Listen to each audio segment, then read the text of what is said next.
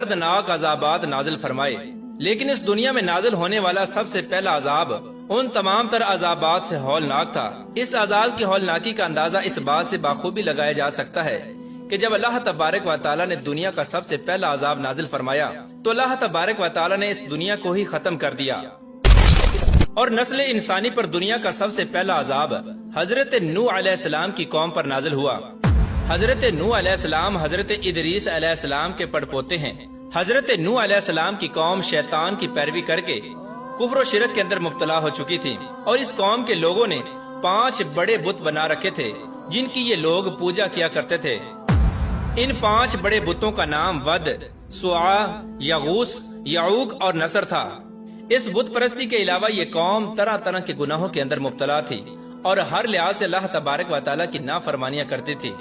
फिर अल्लाह तबारक व तआला ने इस कौम की हिदायत के लिए हजरत